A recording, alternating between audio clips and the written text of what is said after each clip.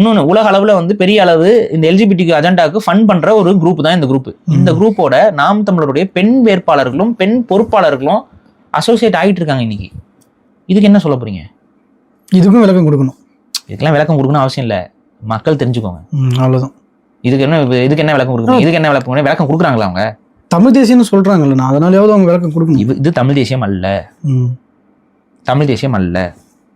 எல்ஜிபிடிக்கு கொடி பிடிக்கிறதுலாம் தமிழ் தேசியத்துக்குள்ள வருது அப்படின்னா ரொம்ப ஆபத்து, ரொம்ப பெரிய ஆபத்தை வந்து தமிழ் சமூகத்துக்கிட்ட செய்யற இடத்துல இப்போ நாம் தமிழர் கட்சி வருது அப்படின்னா அதை நாங்கள் வேடிக்கை பார்த்துட்டு இருக்க மாட்டோம். அதை எதிர்த்து பேசுறதுக்கு பேசிதான் ஆகணும். மேபி கொஞ்சம் பேர் இப்போதைக்கு அப்படியே சால்ட் அடிச்சுக்கிட்டு போயிட்டு இருக்கலாம். ஆனால் அவங்களுக்கு இந்த பாதிப்பு வரும்பொழுது அவங்க வந்து புரிஞ்சு வருவாங்க. நான் திரும்ப அதே கருத்தையை தான் முன்வைக்கிறேன். உங்க குடும்பத்துக்கிட்ட இந்த எல்ஜிபிடி அசோசியேஷனை வந்து புரிதல் உங்க குழந்தைகளுக்கு ஏற்படுத்துங்களேன். உங்க குழந்தைகளுக்கு ஏற்படுத்துங்களேன். உங்க கட்சி பொறுப்பாளர்கள்லாம் சேர்ந்துக்கிட்டு உங்க குழந்தையெல்லாம் கொண்டு போய் அந்த அவங்க கூட இரவி அறக்கட்டளையில விட்டு அவங்க உங்க குழந்தைகளுக்கு என்ன அவேர்னஸ் எல்லாம் கொடுக்கட்டுமே. நீங்க பாருங்களேன், உங்க குழந்தைகளோட பிஹேவியர்ஸ் எப்படி மாறுதுன்னு பாப்போமே. எங்க என்ன பக்குவங்க இவங்களுக்கு எல்லாம் இருக்கு? காவாலியா பாட்டுக்கு ஆடிட்டு இருக்காங்க அப்படின்னா அது ஆடுறது என்ன தப்புன்னு கேட்கற இடத்துக்கு நீங்க வந்துட்டீங்கல்ல. காவாலியா பாட்டுக்கு ஆடுறதுல என்ன தப்பு, ஒரு ஐட்டம் பாட்டுக்கு ஒரு வேட்பாளர் ஆடுறதுல என்ன தப்புன்னு கேட்கற அளவுக்கு இந்த கட்சியோட தரம் வந்திருக்கு அப்படின்னா அந்த வேட்பாளர் வந்துன்னா அது தப்புன்ற மாதிரி சொல்ல வராரு. ஆனா எதிரில் உட்காந்து டிபேட் பண்றாரு, அதெல்லாம் தப்பு இல்லைங்க, அப்படிலாம் ஒண்ணும் கிடையாதுங்க அப்படின்ற மாதிரி போயிருக்கு. அது விஜய் அண்ணா தாங்க தப்பு. விஜய் அண்ணா தாங்க தப்பு. திமுக யாரை திட்ட சொல்லுதோ அதை அதாங்க தப்பு. இப்போ நீங்க அதெல்லாம் நீங்க எப்படி வேணாலும் ஆடலாம், நாங்களே ஆடுறோம்ல, அப்பப்போ நாங்கள் ஆடிட்டு தானே இருக்கிறோம். அதனால வந்து தப்பு கிடையாது.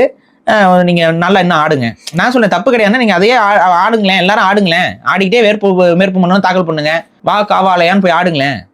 நீ ஆடினதுனாச்சும் காட்டேன்ப்பா, தப்பு கிடையாது இல்ல, காட்டேன், போட்டு காட்டுங்களேன். மக்களுக்கு அது தப்பா தப்பு இல்லையாங்கிறத நீங்க போட்டு காட்டுங்க, மக்கள் பார்த்து புரிஞ்சுக்குவாங்க. எங்களால போட்டு கூட காட்ட முடியாது, அந்த அளவுக்கு இருக்குது. ஃபேமிலி கண்டென்ட் பேசக்கூடிய ஒரு சேனல் நாங்க மாட்டிட்டோம். ஆனா உங்க சேனல் அப்படி கிடையாது, நீங்க என்ன வேணாலும் பேசலாம். ஸோ நீங்க போட்டு காட்டுங்களேன், அவங்க எப்படிதான் ஆடி இருக்காங்கன்னு மக்கள் பார்த்து தெரிஞ்சு உங்க சப்ஸ்கிரைபர்ஸே பார்த்து தெரிஞ்சுக்கிட்டோம். அப்புறம் இப்போ யூடியூப்ல எல்ஜிபிடிக்கு வந்து அவங்க வந்து ஆதரிக்கிறாங்க. ஸோ அப்போ யூடியூப்லேயே வீடியோ போடக்கூடாது அப்படின்ற மாதிரியான கேள்வி வருது. இது வந்து என்னன்னாங்க, இப்போ எல்ஜிபிடிக்கு சம்பந்த விஷயத்தை நம்ம பார்க்கும் பொழுது ஒரு விஷயம் நீங்க புரிஞ்சுக்கணும். அவங்க என்னவா இருக்கிறாங்கிறது நமக்கு பிரச்சனையே கிடையாது. இதை நம்ம தெளிவா சொல்லிட்டோம். நீங்க என்ன வேணாலும் வாழ்ந்துக்கோங்க, உங்க தனிப்பட்ட வாழ்க்கை, என்னிடம் அதை திணிக்காதீர்கள்ங்கிறத நம்ம திரும்ப திரும்ப சொல்லிட்டு இருக்கோம்.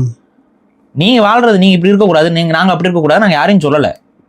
நீங்க கேயா இருக்கீங்க, நீ பைசெக்சுவலா இருக்கீங்க, அதுங்கிறது உங்க பிரச்சனை. ஆனா எங்களுடைய குடும்பத்துக்குள்ள அதை கொண்டு வராதீர்கள். அதை நீங்க கொண்டு வர என்ன ஆகுதுன்னா நீங்க இன்ஃப்ளூயன்ஸ் பண்றீங்க. பேசிக்கா நீங்க என்ன சொல்றீங்க, இன்ஃப்ளூயன்ஸ் பண்றீங்க.